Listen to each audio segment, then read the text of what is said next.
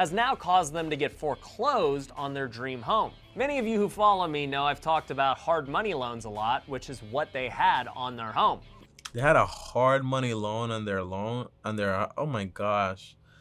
That's so crazy, man. Hey guys, I am Bryson here, and welcome back to the show. And today, we're gonna be taking a look at Ryan, a YouTuber. I remember I saw a few of his videos when back in the whole stimulus thing was going on. But the whole point is that honestly, he's going to be going ahead and talking about this whole drama with the Ace family that lost $100 million.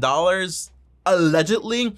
Now, I've never watched a single one of their videos all the way through, honestly, so I don't really know them that much, but you know, the YouTube world kind of like knows them a lot, so I know about them. I heard about them. I heard about the boxing event. I heard about the bankruptcy.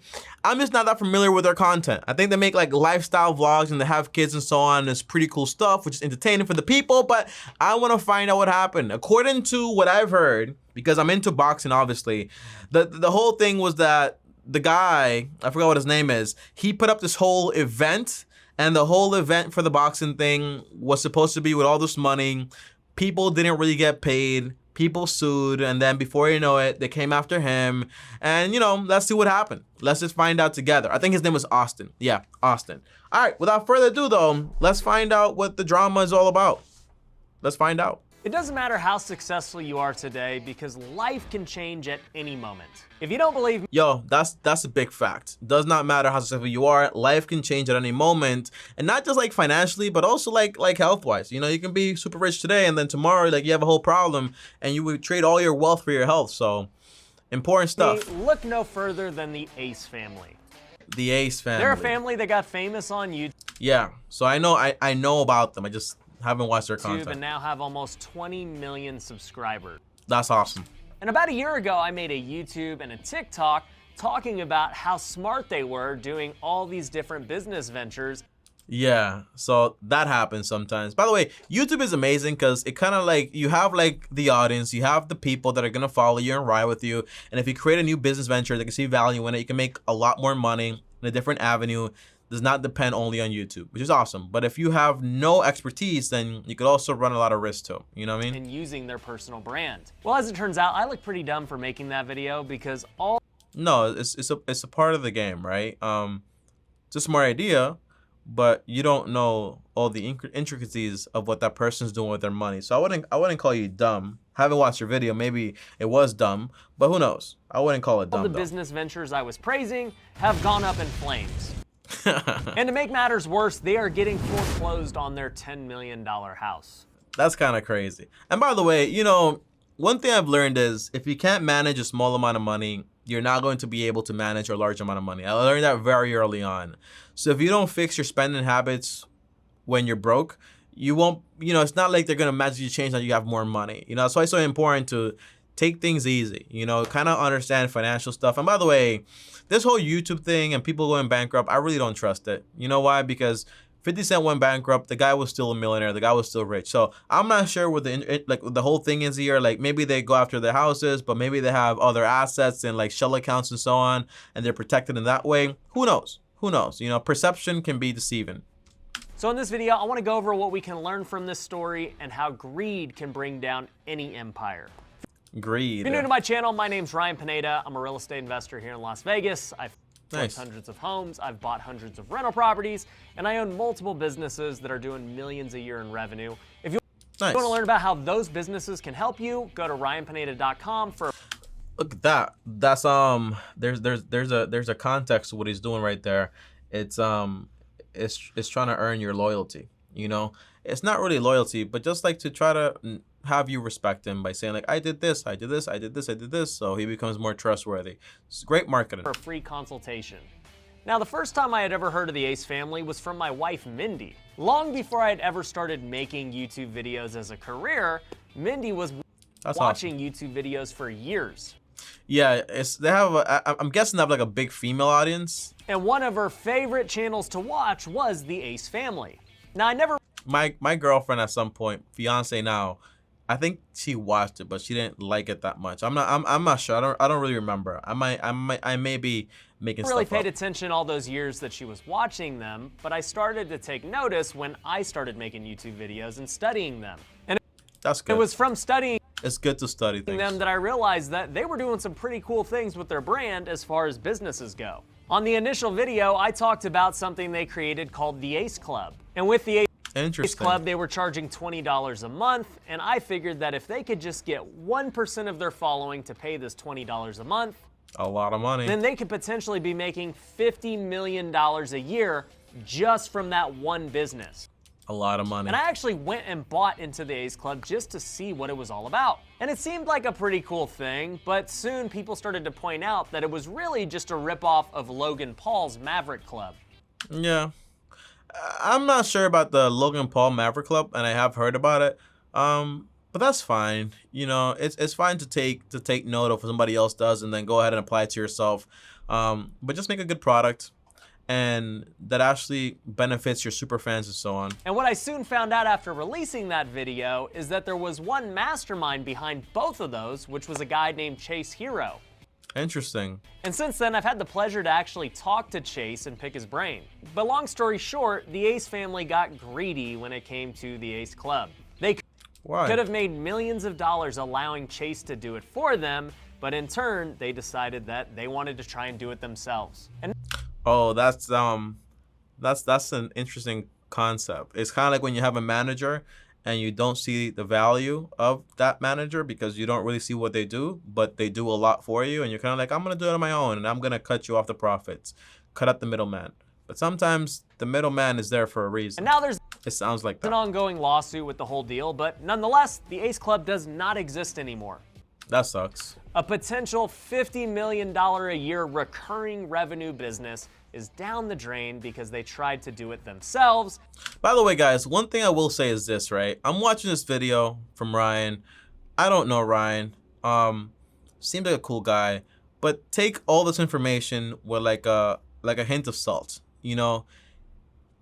You know what I'm saying? So like, if you care about this stuff, do your own research. I wouldn't try to assume that these people are just like greedy pigs and that's about it. I'm not like that, you know? I like to see the best in people, and I like to, before I make my opinions, like look into the whole thing. I'm watching this video for entertaining purposes, nothing else. I'm not here to talk bad about Austin, and I don't know what the other lady's name is. I'm not here to do that. You know, I'm just here to entertain and find out what's going on here with this drama. But if you want to talk about someone, just make sure you have all your ducks in a row. And they didn't want to have a business partner. Seems pretty stupid to me. If I had a business with that kind of potential, I would not care if I had a business partner or not, especially if they were the ones giving me the idea and walking me through it step by step. Yeah, it looks like a little bias here because he spoke to the guy, the Chase guy, and maybe the Chase guy gave him like the whole like his side of the story and so on. You can't really make based on opinion. That's why you have like, you go to trial. Now, as I saw this play out, I said, look, I don't know what's going on behind the scenes. That could just there you go. have been something that happened. Who knows? Maybe it's just a one-off event. But as you'll see, this is not a one-off event. This is actually a continued pattern by the Ace family to just be terrible business partners. The next big business endeavor that they went into was social gloves. Now, you may have seen this being promoted. Yeah, I remember this with the Fusi Tube. I'm big on boxing, and I am a YouTube fan. I watch creators and so on. I'm a big fan of people. Before I was like a competitor with Graham in a sense, I was a big fan of Graham. Still am today. Watch some of his videos all the time. But yeah, you know, I'm also a big fan of Fusi. I'm a big fan of people. As the YouTuber versus TikToker fight. Been in probably over 40 street fights. The main attraction 40 street fights. Like, how do you count 40 street fights? Action was going to be Austin McBroom, which is the husband of the Ace family, and Bryce Hall, which is one of the most famous TikTokers. Interesting. I found out who this Bryce Hall guy was like through the fight. And as I watched this fight get promoted, I thought that, once again, this is a great idea. There is a huge demand for celebrity or influencer boxing. Jake and Logan Paul are... Yeah. I mean, it's seeing somebody do something, seeing them have success in it, and then choosing to try to do your own thing in it. Something wrong with it? No. Proving this themselves. Jake is taking the boxing world by storm, and he's probably the most talked about boxer right now. Yeah. And Logan recently fought Floyd Mayweather and made a lot of money. Kind of crazy, huh? Logan Paul is pretty talented, man. He's a pretty interesting person, honestly. And so to see Austin have this idea to go do social gloves made a lot of sense. He could use his own star power to draw traffic, but he's also using other YouTubers and other TikTokers to draw traffic as well. Well, as he was doing this, I started to hear rumors that the fight wasn't going to happen. And the more I started to hear some things behind the scenes from other people involved with the fight, the more I realized that Austin doesn't know what he's doing. And my good friend Spencer Cornelia actually did an amazing breakdown of what went wrong with this event. He has I've seen this guy before. He exposes people, I think, right? It's interesting. Multiple videos detailing all of the different laws. He's like another CoffeeZilla, right? In a sense. I watched CoffeeZilla. I haven't watched Spencer's videos just yet, but I've seen like a few thumbnails here and there. Suits that are going on against Austin because he didn't. But I try to stay off all the drama, man, because I just really don't care. Because like if you get wind up and all this stuff, like what do you gain by finding out this stuff? Like I just want to know like what happened with this. Like how do you go from here to there?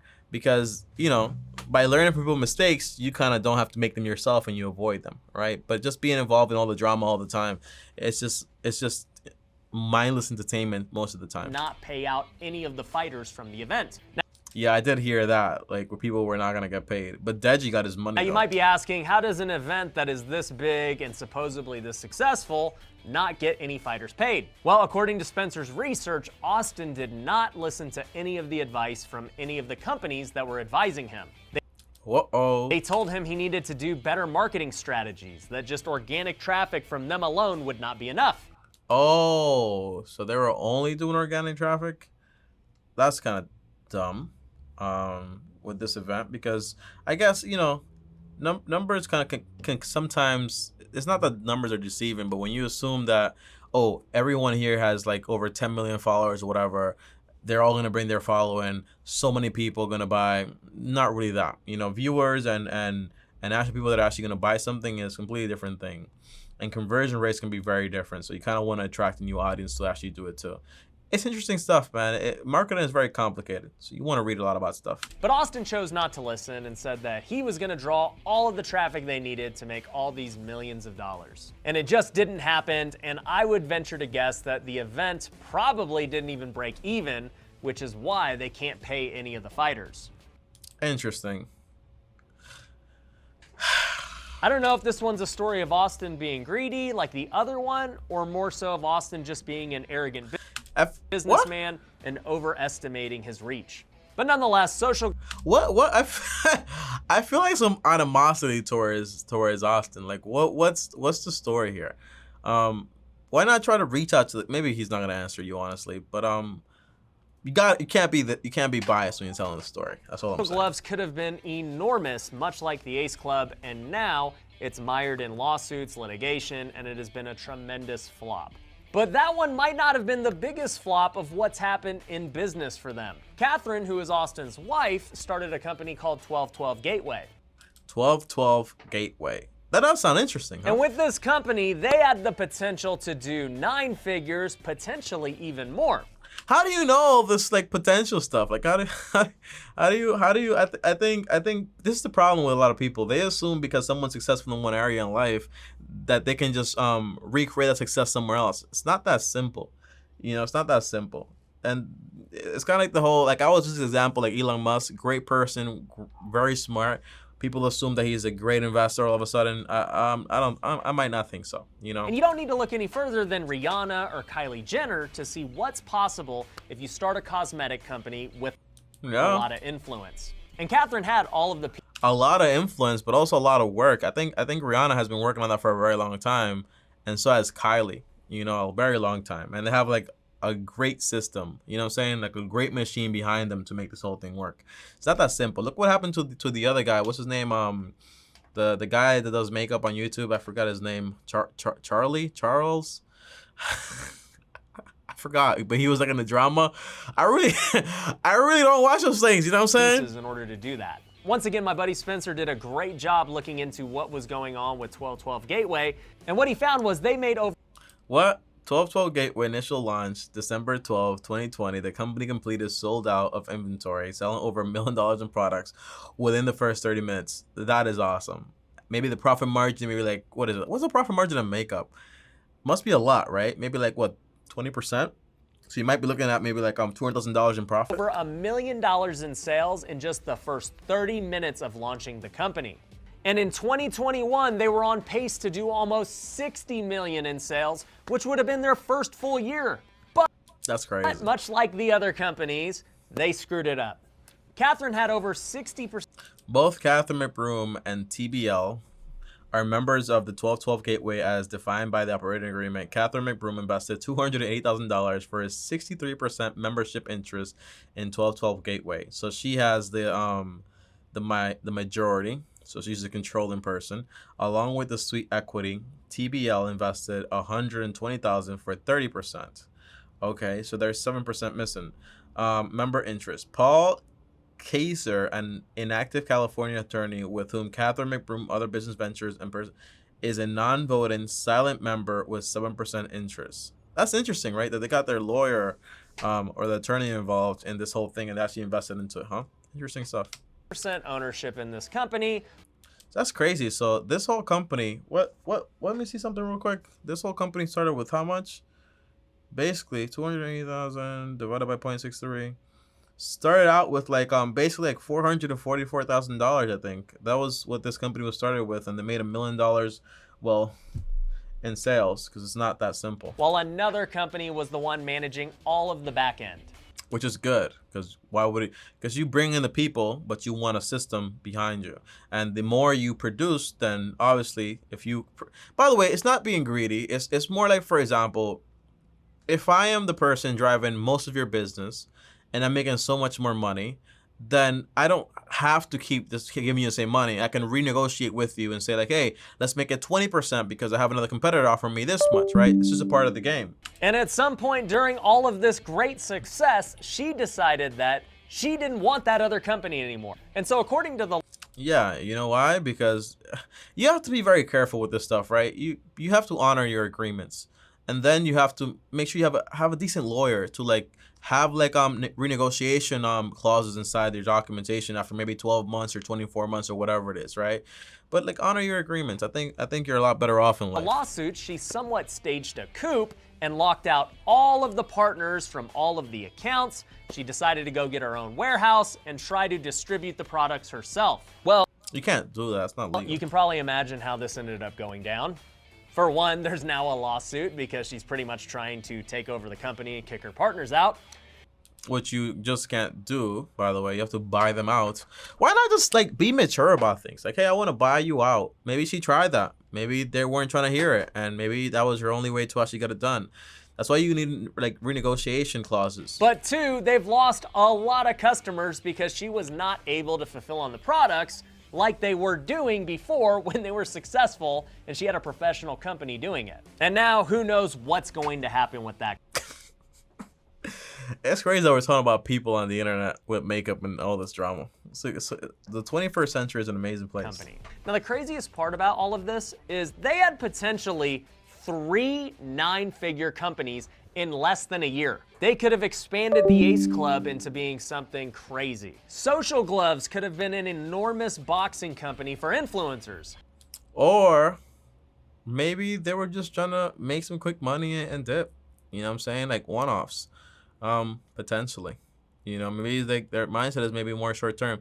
There are so many things to think about. But then 1212 Gateway had the most promise out of all of them, and they still could not figure out how to just keep it going. And it's really sad to see because coming up with a great business idea is not easy. Isn't? I think execution is more difficult because a lot of what you see on YouTube is really just, for example, like recreation and adding a spin to it and then using what you know, right? Like none of these ideas are really original, right? It's more like you see somebody do it and then you kind of make your own version of it. That's really what people are doing. Like you don't really need new ideas. That's a fallacy. And I do believe that all three of these were tremendous business ideas with all of the components to succeed. They had the family that could draw traffic, that had the fans, and that could market like crazy. And they had experienced partners who could run operations in the day-to-day, and they really wouldn't have to do anything other than just promote. This is very similar to how I run my businesses now. All of them have great operators and great partners, and really, I just get to promote and be the face of them. And in turn, we get to make a lot of money Ryan Pineda. because we're all doing what we're supposed to do. But I'll tell you, I'm not over here trying to get rid of my partners because we're having too much success and I feel like I'm more important. And that's Which you are, right? If you're the person that drives all the traffic, you are important. So that's why you need like renegotiation clauses, you know what I'm saying? And to honor your contracts, right? So if after a year you see like, hey, we can negotiate this, we can negotiate this. You know, business is business and business can be ruthless. But trying to be sneaky and doing things and stuff like that, not the best way. You have to honor your agreements. exactly the mistake the Ace family has made. They figured that they could do this without their partners and there's no reason that they should be giving up equity. And it is that greed that has brought them down and destroyed these companies from reaching their potential. Why not like negotiate this stuff when it's not an equity-based thing? When it's just, for example, you just paying them a flat fee. My guess is that maybe you don't trust your own like potential, right? What I mean is, guys, okay, if I have a business, why not just hire somebody and pay them a fee rather than having them have equity in my business, right? Why have to have them give equity, right? Interesting stuff. And at this point, if you want to partner with them on a potential business, you're probably not the smartest person. But nonetheless, I don't like that. I don't like that. You gotta be careful, right? Because somebody might watch this video and now I don't know, man. Like maybe I'm just like a more like soft person, but I don't like to talk like that about people because then you kind of like then it's kind of like I'm putting like they kind of do it to themselves, but just let the world do it to themselves. You know what I'm saying? Because it's kind of like saying like, oh, if you do business with these people, then you're stupid. I wouldn't say that, you know, because you're kind of like stealing business from them and stuff like that, or like just throwing more dirt in their name. I'm happy. Like I had a drama channel once. You guys don't know about him, and I'm very happy it didn't work out because I'm not built for this stuff. yes, all of this greed and mismanagement of such tremendous businesses has now caused them to get foreclosed on their dream home. Many of you who follow me know I've talked about hard money loans a lot, which is what they had on their home. They had a hard money loan on their oh my gosh. That's so crazy, man. $10 million. And I'm guessing they bought it because a lot of times it's very hard to get a mortgage with YouTube income in the beginning. So you might be influenced to kind of like get a hard money loan instead. But it's about patience. You know, imagine buying a $10 million home that requires a 20% down payment. That's around $2 million. It's a lot of money. And YouTubers make a lot of money. But it's not like, oh my gosh, you're like a basketball player, right? It's different. And it can fluctuate like crazy. And it kind of scares the heck out of banks sometimes. You got to be careful with this stuff, man.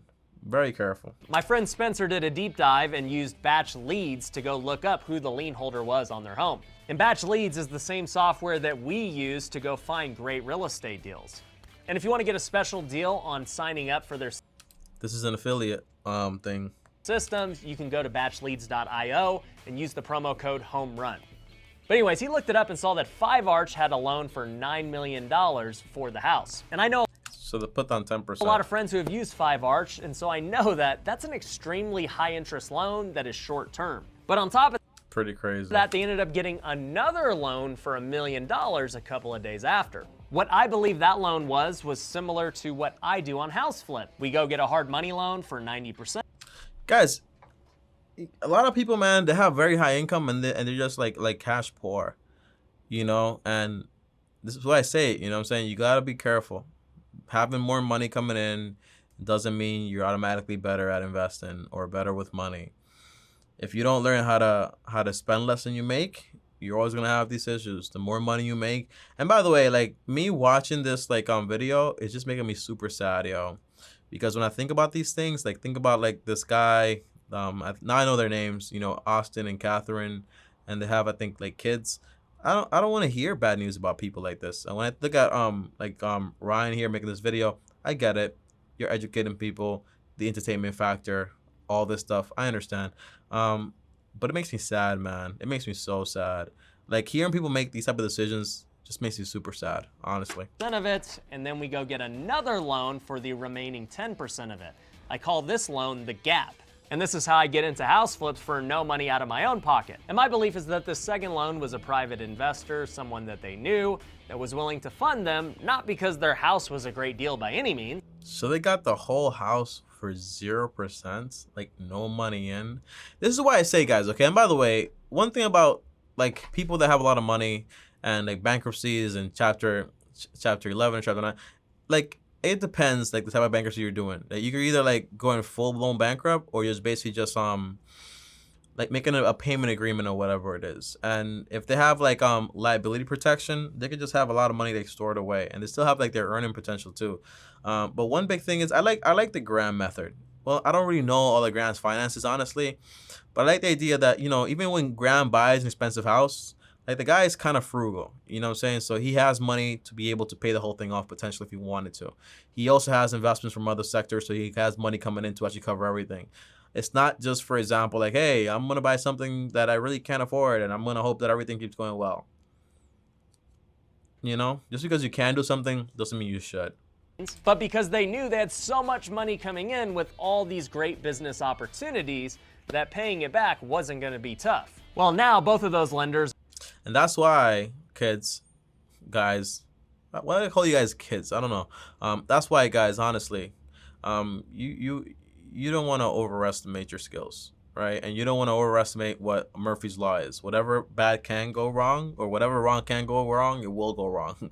Bad, choppy way of saying it. But the point is, like, if you have the money right now, handle the important stuff first, which is basically, you know, getting out of debt, clean that up, have a budget to get managing of your money, have an emergency fund, start investing for retirement, buy a home, pay it off, keep investing. But imagine if Austin and these people had like a paid off home. The thing is, like, if they put like their personal assets a part of it, then that's just a bad thing to do. But you don't want to put your personal assets in the table. You know, you want to have liability protection. So there's so many things I don't know. You know, so I really can't say much. Are about to lose a lot of money because I don't know how much that house is worth, but nobody wanted to go bid on it at auction, and now it's been foreclosed on. At this point, I don't really know how it's going to play out for them, but you know why? A lot of the times, guys, when you're buying these very crazy, super expensive homes, you have to understand that, and you kind of have like, oh, this hope for everything, and you have this design and this design. Your potential market is a lot smaller, right? And it's people that have a lot of money and also can have a lot more options. But if you just buy a normal home, like $100,000, $200,000, your market is a lot larger, because most people that want to buy that is like the average person. And there are a lot of average people out there, but a $10 million home, the pool of people that can buy that are very small. The thought of them being evicted after having 3 businesses in the last year that had so much potential is kind of mind-boggling. And it just reminds me that no matter how successful you are in business or in social media or how much fame you have, it can all crumble down in an instant. And that's why I'm super cautious of how I spend my money and what I want to get into and how I treat people. Step by step. And how I act ethically. Because I know if I do one wrong thing, it has the potential to jeopardize everything I've. It's like building goodwill. In accounting, goodwill is basically the extra value that's not accounted for in the balance sheet. That's branding, customer service, and all that stuff. It takes a very long time to build up goodwill, but it can take minutes to lose all of it. Worked so hard to create. And so I'm not making this video to hate on the Ace family or to push them down, because I know they're going through a lot of things right now. But it's really just to show how quickly things can change no matter how much success you've had. And if I had to guess what's going to happen with them, I'm almost certain that they're going to declare bankruptcy. They've got too many lawsuits and too many debts, and I just don't see any other way that they're going to get out of it. And my hope is that they learn from these lessons as well, and they become more humble going forward. But anyways, if you like this video... Humble? I don't think it's a humble thing. It's just... I don't know, guys. Hollywood is such a weird place, huh? But guys, I'm going to end this video here. I honestly didn't like this video, if I'm being real with you. And I think it's just like the last time I'm going to be reviewing like something with drama on this channel. I just can't stand it. I don't have the stomach for like things bad happening for people and stuff like that. I have the stomach for like looking at something bad happening, and then, for example, like giving advice, being constructive, and so on.